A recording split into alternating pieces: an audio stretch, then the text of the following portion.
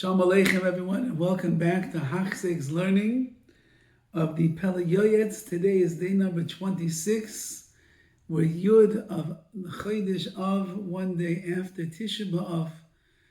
We certainly hope that everybody had a meaningful and an introspective and an uplifting Tisha B'Av with new conviction to rebuilding the Beis HaMikdash. And as we were speaking about beforehand, how apropos that we are working on building our homes. The Bayis Neman B'Yisrael, which is the microcosm of the Beis HaMikdash. V'asuli Migdash v'shechanti b'seicham. If you'll make your house into a Migdash, into a sanctuary, into a place that is replete with midas and ilmuna and Yiras Shamayim and honor and respect one to the other, shechanti b'seicham, then the Shechina will dwell amongst you and your spouse and your family and your children, and anyone that walks into that bias that you have built, they will feel the Shechina resonating and radiating from inside.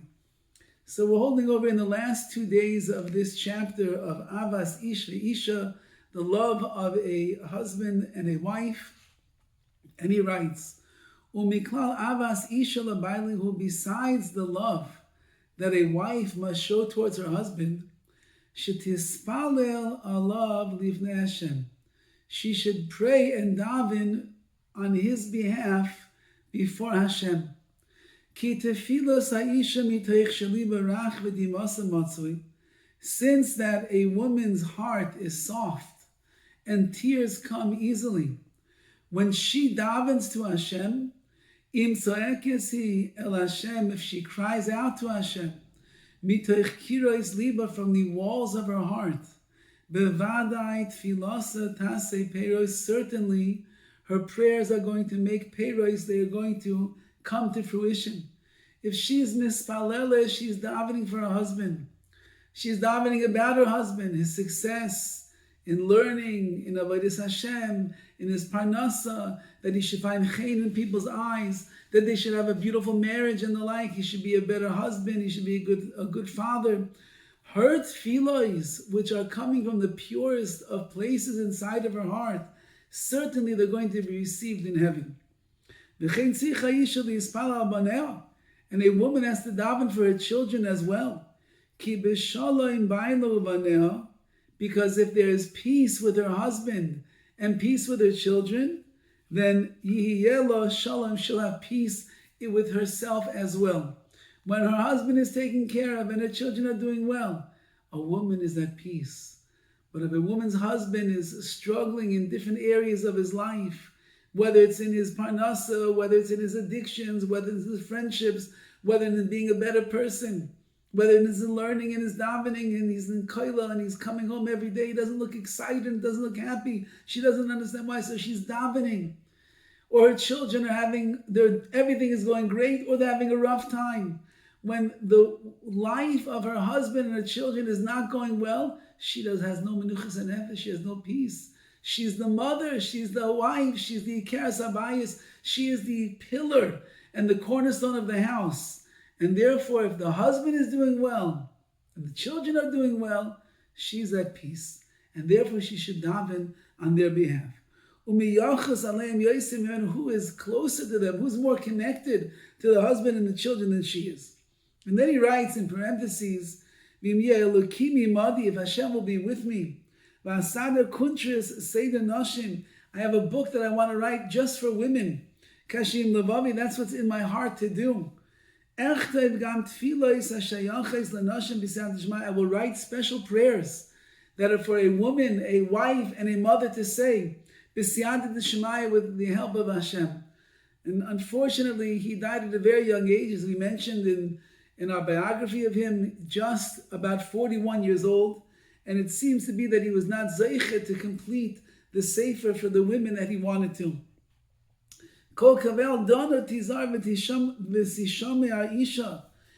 Every woman should be very careful. She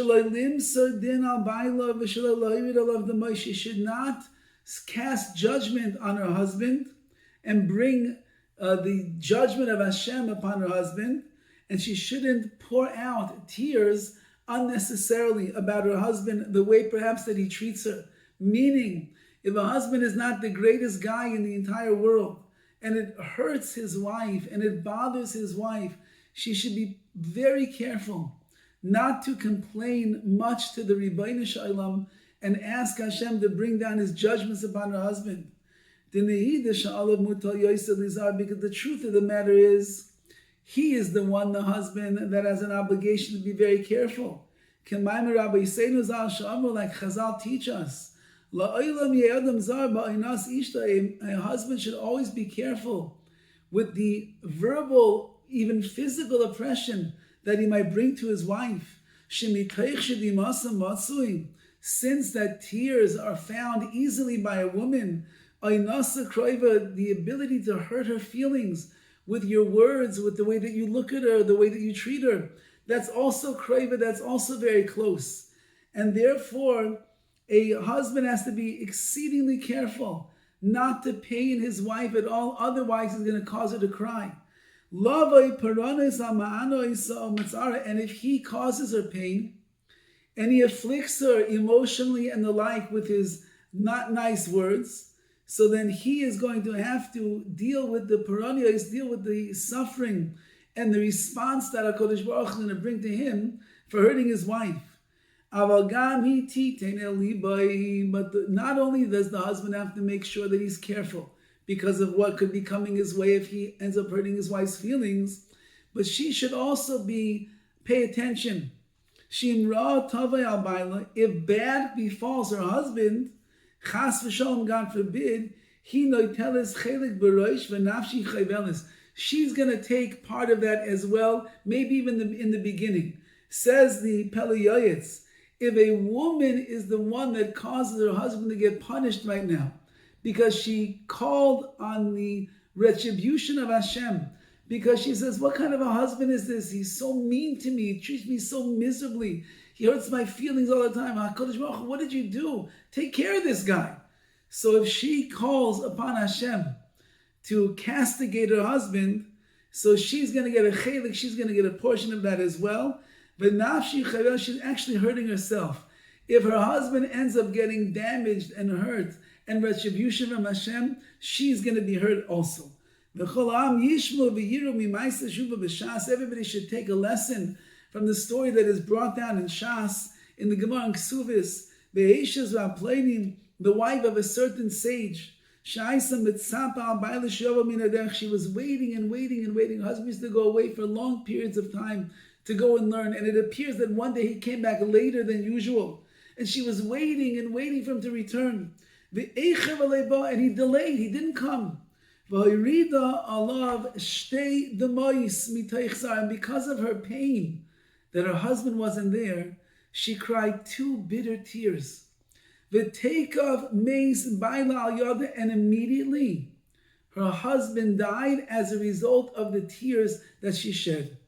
Even though he didn't do anything bad to her, he had no intention to cause her any pain. Nevertheless, you see from the Gemara that even when your wife gives you permission to go and to learn, and permission to go to shul, and permission to be in the office late at night, even though she gives you permission for all these things, nevertheless, chas v'chalila, do not delay and do not cause your wife a single ounce of pain, of tsar, of anguish that you're not around. As we mentioned previously, if you're on the road, send her a message, give her a call, drop her notes throughout the day. Honey, dear, thinking about you, I miss you, I love you, I can't wait to see you, I can't wait to come home. It's been a long trip already, I can't wait to be there. Let her know that you're thinking about her, that you care about her. Or chas v'chalila, you might cause her tsar, you might cause her pain. And that pain, says the Gemara over there, it brought about the tears, which again, she did not mean to strike her husband down, but when Hashem saw that pain, he ended up taking the life of that husband. It's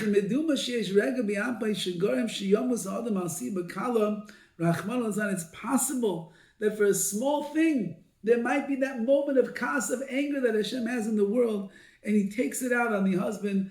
Chas Rahman al-Itzlan, Hashem should save us.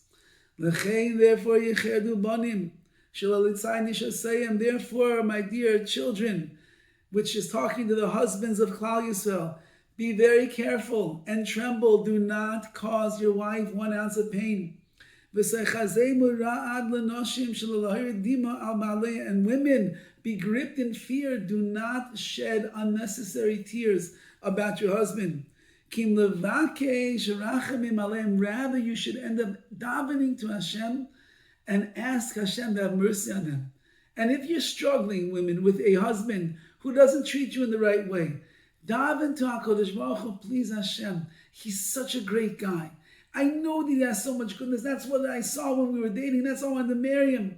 And now he's struggling a little bit. HaKadosh Baruch Hu, please help him to get in touch with himself. Help him to get the help that he needs. Go and ask a friend so he can do the great job of being the husband that I know that he could be. Ask Hashem for rachamim. Don't complain bitterly and cry over your fate. That's what the Pele Yoetz is teaching us. And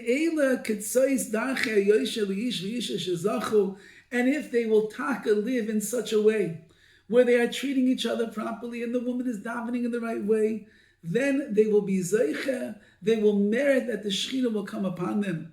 Yishma chacham v'yosef lekach, let the wise man hear carefully and take more teachings and learnings over here. Be the best husband and the best wife that you possibly can. Vayesh b'sefer Shevet Musar, in the Sefer Shevet Musar, l'mereinu harav Eliyahu HaKohen, which was written by Eliyahu HaKohen, Zichron Livracha, Perek Echa b'Seder Hanagas Ish V'ishi, has a whole chapter that speaks about the way in which a husband and a wife should treat each other. Yuyan Sham, you should take a good look over there. V'koyasu v'koyosifu, and do like he says, and even add on to what he says. Treat each other in the proper way. Go in the right path based on the beautiful midos, the character traits that you should have. In order that the Shekhinah will dwell between you, Shalom Bayis, and there will be peace in your tents. That's the goal. The goal is Shalom Bayis between a husband and a wife. We have to be at peace with ourselves, and then we are at peace with each other. We're at peace with the Rabbi Shalom, and in that zechus in Yetz Hashem, we will be zeiche to be Beina Bayis Neman B'Yisrael, and the Shekhinah will dwell amongst us. All the best.